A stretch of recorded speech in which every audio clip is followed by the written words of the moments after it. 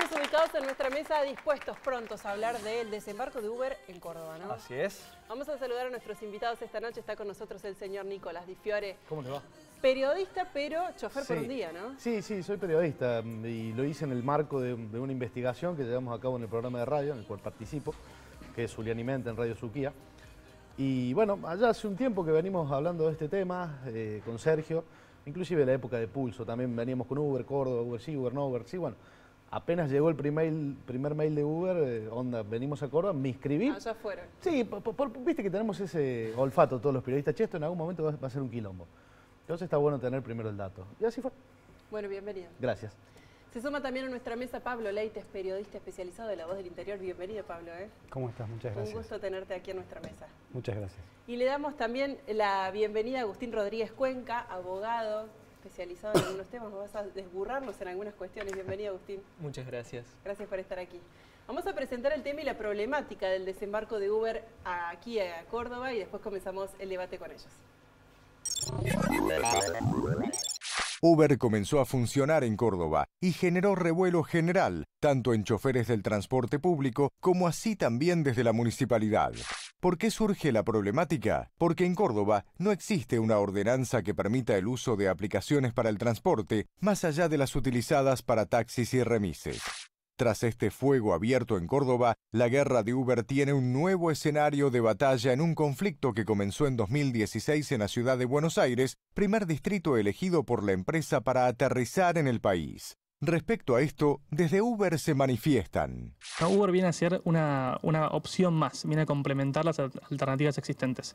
En ninguna de estas 700 ciudades que hablábamos antes, el taxi o el remis han desaparecido y nuestra competencia realmente es el auto particular. Y llegamos a ofrecer una opción más en lo que es el sistema de movilidad de la ciudad de Córdoba. En tanto, desde el municipio ordenaron que se bloquee la aplicación, impidiendo las descargas desde los celulares y que los choferes no puedan aceptar los viajes hasta que el servicio queda regulado. Uber se presenta como una problemática en nuestra ciudad y esta noche analizaremos legalmente la situación y contaremos cómo es vivir la experiencia de trabajar en esta app de traslado de pasajeros. Bueno, el tema está planteado, ¿no? Voces a favor y voces en contra y muchas. Sí. Vamos a arrancar con Agustín porque hay una cuestión aquí que tiene que ver con lo que argumenta Uber. Uber dice... hay una regulación para el transporte de pasajeros en la ciudad, la cual no nos atañe. Nosotros brindamos un servicio distinto que es conectar pasajero con chofer.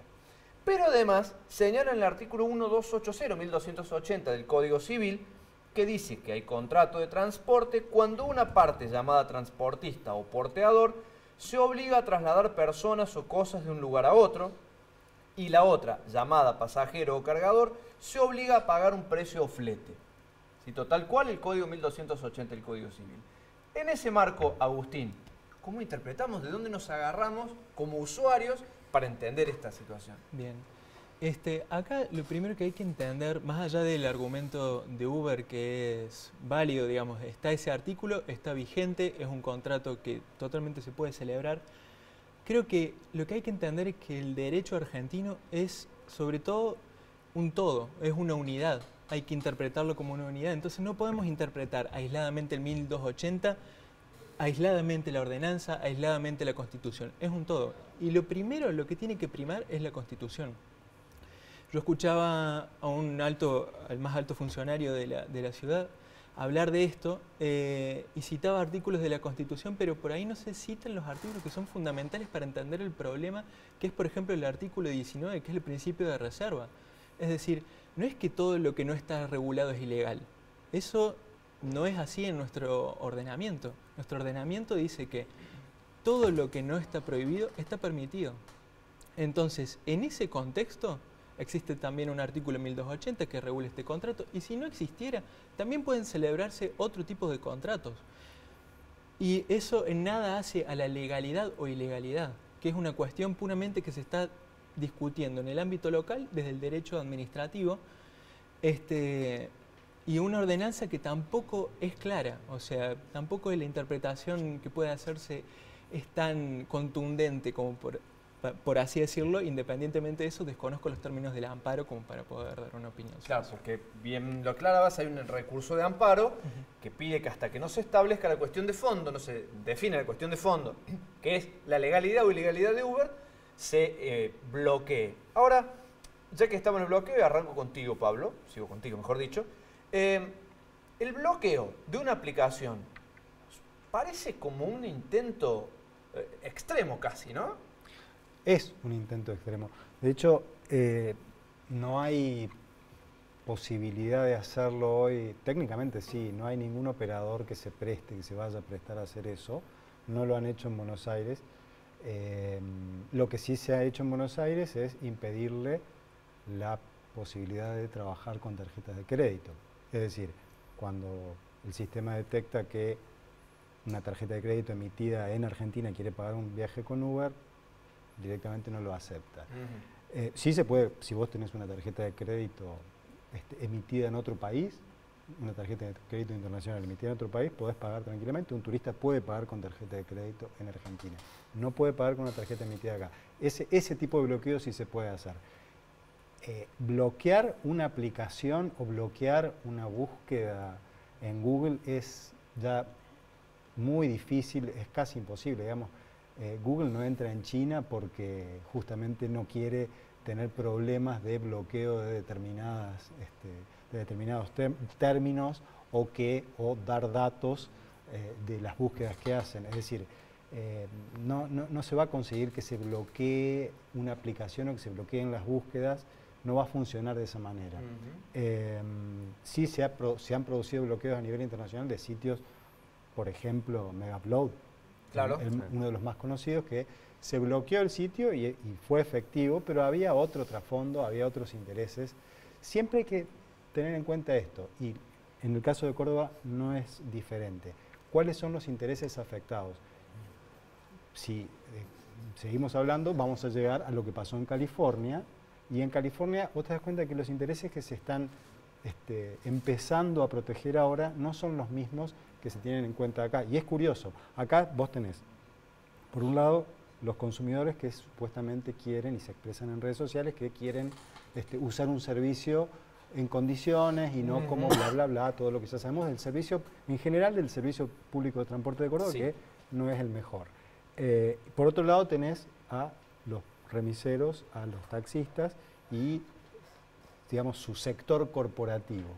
Bueno, pues bien, ayer, justamente ayer, en el estado de California, el Senado de California, sancionó una ley que obliga a partir del 1 de enero a todas las empresas de esto que se llama gig economy, las obliga a enmarcar de alguna manera como empleados a los socios conductores o a los trabajadores, valga el eufemismo, ellos les ponen socios conductores. Socios conductores. A los trabajadores que tienen en condición de lo que nosotros llamaríamos monotributista. Que le reconozcan la existencia de un vínculo laboral. Sí, no, pero reconocerle esa existencia es que se hagan, un paso más, claro. Es que se hagan cargo de una parte de que les den vacaciones, que les den días por enfermedad que no lo tienen, que les paguen una parte de su seguridad social. Buenísimo. Bueno, eso está sancionado ayer y entraría en vigencia el 1 de enero de 2020. En California, solo en California. Lo que pasa es que California no es un estado más. California es el estado donde está San Francisco es el estado donde está Silicon Valley. Es la ciudad, donde está Silicon Valley. Silicon Valley es como la meca, es donde nacieron todas estas aplicaciones y curiosamente es donde más se está empezando a regular. Fue la votación del Senado del Estado de California, fue 29-11 a favor de sancionar esta ley y por supuesto que esto sería desastroso para las economías. Hay analistas de Wall Street, esto no repercute exactamente en San Francisco, sino en Wall Street, que es donde cotizan en bolsa. Sí. ¿Afectaría las economías de las...? Sí, hay analistas que hablan de directamente bancarrota para Uber y Lyft principalmente, pero hay unas aproximadamente 50 aplicaciones de esta gig economy, que por un lado es cierto, hay muchos trabajadores que plantean, ok, no queremos ganar tan poco, queremos tener un seguro por enfermedad, queremos tener días por enfermedad y queremos tener vacaciones y queremos tener beneficio de trabajar. Claro, sí. Derechos laborales. Derechos laborales, básicamente. Bueno, tan grave es, porque uno puede decir, bueno, no lo van a hacer, no se van a plegar, tan grave es que justo antes de que saliera, Uber y Lyft hicieron una propuesta de pagarles $21 la hora mientras estuvieran trabajando, mientras estuvieran haciendo un viaje, darles días por enfermedad y permitirles agrupación gremial. Hoy por hoy creo que el cálculo es que un trabajador de Uber gana $9 la hora, con lo cual era un desembolso importante de plata. Pero de todas maneras los senadores dijeron no, tuvieron 10 años para adecuarse a lo que pedíamos, a lo que la gente pide, y no lo hicieron. Ahora va a ser compulsivo y van a tener que hacerlo. Por eso es interesante ver cómo se hace en otros países. ¿Cómo lo van a hacer efectivo? ¿Cuál va a ser la sanción? Habrá que esperar después del 1 de enero porque Uber no creo que se avenga tan fácilmente son más, la gig economy en California tiene más de 1 millón de trabajadores en estas condiciones, ¿no? En condiciones de monotributista. Aquí lo escuchábamos decir a la máxima autoridad que tiene Uber en Argentina, que en Argentina el modo de usarlo por los choferes, lo miro Nicolás, pero es solamente 4 horas, promedio de 4 horas diarias, ¿no? Nicolás hizo la experiencia. Sí, yo hice 6, yo estuve 6 horas conectado. 6 horas. Sí. Que en ¿cuántos viajes hiciste en esas 6 horas? En esas 6 horas hice 11. 11. Lo que pasa es que fue un poco con trampa al principio. ¿Por qué? Porque me llamaron tipo 11:15 del lunes de la mañana, número extraño, atiendo y era Uber, diciéndome, bueno, la aplicación a partir de las 12 del mediodía está activa. Bueno, me conecté a las 12 sin salir de casa para ver cómo funcionaba, para ver si algún viaje salía, ¿no? El primer viaje apareció a las 13:30, hora y media después. Después, llevando a la persona, me dice, sí, lo que pasa es que de ahora hasta las 16 son solamente algunas personas que Uber ha seleccionado, que les habilitó, le habilitó la aplicación de manera personal. Claro. Los dos que me tocó llevar entre las 12 que me conecté y las 16, que fue cuando ya se abrió y ahí los viajes llovieron, las 2 personas eran empleadas de Uber. ¿Te estaban chequeando? No sé si me estaban chequeando. No. Por lo menos no lo sentí así. Si después que se bajaron hubo un chequeo interno, che, me llegó tal persona, honestamente lo desconozco. Pero eran personas que trabajaban para Uber. Ya después de las 16 sí, se abrió para todo el mundo y cualquiera podía pedir un Uber. Y ahí fue cuando los viajes explotaron. Y en un contexto en el cual la ciudad transitar era muy complejo. Sí, imposible diría yo. Vos sabés que una de las cosas que hice en ese bendito hilo de Twitter que explotó por todos lados fue la mejor publicidad que le hicieron taxis y remises a Uber fue hacer lo que hicieron. Entiendo, hay una disparidad evidente, entre las cuestiones impositivas, entre el empleado que pueda estar en blanco en el taxi y remis, sabemos que no son todos, pero algunos lo están, para no generalizar. Digo, hay una disparidad que es clara y era entendible el reclamo, pero en el día que desembarcó Uber, taponar la ciudad como lo hicieron y dejar a la gente acá a pata, porque fue lo que pasó, y fue la mejor publicidad que le pudieron haber hecho a Uber. Honestamente, yo hice, bueno, no es que hice el cálculo, en la aplicación te dice absolutamente todo. Yo acepté 17 viajes, pude cumplir solo con 11, por el caos que era la ciudad y porque había gente que no podía esperar, y rechacé 69. 69. Es un número. ¿Y en esos 11 viajes sí. ganaste plata? Sí, la ganancia en mi caso se ve un toque deformada porque yo usé mi auto, y mi auto es a nafta. Y con el precio que tiene la nafta en este bendito país, bueno, por ahí no es tan sencillo la ganancia. Yo en esas 6 horas, después de deducir gastos, fueron 451 pesos. La ganancia escasa para 6 horas de trabajo.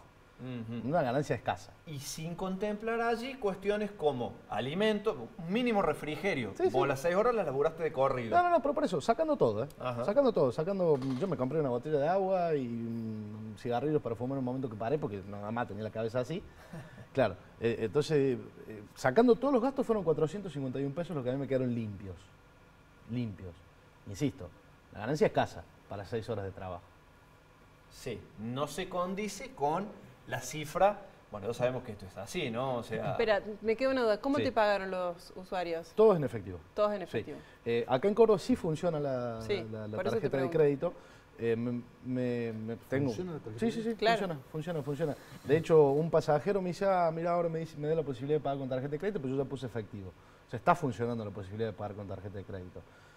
Uber, según la capacitación que nos dio, una capacitación que fue más que nada aprender a usar una aplicación bastante intuitiva, con 2 botones, conectar, desconectar, rechazar, aceptar, nos decía que Uber paga todos los jueves. Hoy es miércoles. En teoría mañana debería pagar Uber esas ganancias a algún chofer que le hayan pagado con tarjeta de crédito, que le descuentan obviamente el 25%, y de ahí viene el truco de socio conductor, porque dicen, son socios nuestros porque vamos en partes con las ganancias. De hecho, la mayoría se la queda el conductor. Claro, termina siendo tan escueta la Claro, es medio tramposo tarifa. eso. claro. De hecho, a mí el primer viaje, lo charlaba con Pablo antes de que entráramos al aire. El primer viaje fue de Tribunales a Camino San Carlos. Largo. Un viaje largo. Sí. Ujú. Que yo venía manejando y digo, che, ¿cuánto le va a salir este viaje? Porque la aplicación te lo dice al final, cuando vos llegas a destino, Claro. te tira el precio. Yo honestamente calculé 350, más o menos. El viaje fue de 220. Pero un viaje largo. Por eso digo, la tarifa no es No existe seductora. hoy un viaje de 500, No, no. 600 pesos. Claro, la tarifa no es seductora. Menos aún si uno utiliza un auto a nafta. Claro. Capaz que el que tenga un auto a GNC A gas. puede hacerlo rendir Hay unas distinto. ciudades que te obligan a ir en marchas bajas, a Absolutamente. frenar, arrancar. Vamos a Absolutamente. aclarar que taxis y remises en Córdoba también aceptan tarjeta de crédito Sí, por claro. ordenanza. Algunos. Algunos. Por ordenanza La municipal ordenanza los está obliga establecida. Sí. a aceptar. Sí, a los kioscos también no te lo aceptan, digamos, Es cierto. ¿no? Sí, la diferencia viene a ser que al pagar con una app, digamos, vos ni siquiera tenés que sacar el plástico. Sacar el plástico, Claro. exacto. Si vos pagas con una app y... No, y se te vos sabés que descuenta termina siendo más automáticamente. cómodo para el conductor, tengo la palabra socio en la cabeza, para el conductor termina siendo más cómodo porque Uber te deposita la ganancia ya habiendo descontado la comisión. Entonces es más sencillo para el que lo maneja porque no tiene que andar pagándole Uber después. Claro. Porque de todos los viajes que yo hice tengo que darle un porcentaje a Uber. ¿Y cómo se paga eso? Bueno, con una tarjeta prepaga, de estas nuevas tarjetas que andan dando vueltas de Mercado Libre, Wal y algunas más. Tenés que gestionar una de estas para pagarle vos el 25% a Uber Claro. de los viajes. Y pienso que además ahora la provincia ya ha dicho que si efectivamente se confirma que Uber queda en Córdoba, va a tener que tributar también, como ya pagan otras plataformas, el Sí. 4.7% sobre ingresos brutos por las operaciones con tarjeta de crédito. Con lo cual uno tiende a pensar que también es un paso más hacia la legalidad, por llamarlo de alguna Pero manera. perdón, vos sabés que yo lo escuchaba al doctor, al abogado, y él hablaba de la interpretación del derecho. Y el derecho, si bien yo no entiendo mal, tiene la palabra escrita y el espíritu de la ley. Bueno, a mí me da la impresión que con el tema Uber, y sin querer erigirme en el defensor de Uber, porque no lo soy, digo, me parece que hay mucha interpretación con la cuestión de Uber. No hay algo, y corríjame, doctor, no hay algo expresamente escrito ni en la Constitución, ni en la Carta Orgánica, en ningún lado, que diga Uber está prohibido, o las aplicaciones de este tipo están... ¿Vos leíste? Lo había en el anteproyecto, Está bien, que finalmente pero no se, aprobó. ese aprobó anteproyecto eso. no ¿Me se aprobó. permite? Sí. Para mí el dato de este primer bloque y de la mesa es el que dio acá el amigo, que es un dato que me ha dejado la no rentabilidad del blanqueo de los derechos laborales de estas empresas. Se calcula que para el mí ese es el dato, que 25% más. si no van a ser rentables, porque básicamente todo sistema es de rentabilidad en claro. base al... te agradezco el dato, porque me parece que ahí está el quid de lo que se viene. Sí, citando Imagínate si no es rentable, blanqueando al empleado, tributando ingresos brutos, o sea, el negocio legalizado de Uber pareciera... O tal vez deba mutar. O deba mutar. O tal vez deba En cambiar. realidad lo que prevén Lyft, por ejemplo, que no existe acá, pero es como la competencia de Uber en California, Lyft ya planteó que tuvo un ajuste, una reunión con inversores, esto trascendió, tuvo una reunión con inversores, una ronda de inversionistas, y dijo que cuando le plantearon este tema, esta posibilidad, dijo, no, bueno, los aumentos de costos se los vamos a trasladar directamente al consumidor, o sea, al consumidor, lo cual va a cualquier ser... empresa de viejo Claro, espíritu. cambian las latitudes, Claro, pero claro. la filosofía es la misma. Ahí dejamos de ser una gig economy Claro. y nos pasamos a el viejo formato. De todas maneras, esto haría que los envíos, si se trata de envíos tipo delivery como Sí, Globo y sí, demás, sí. o los viajes sean más caros y por lo tanto harían bajar la productividad de los socios conductores. Sí.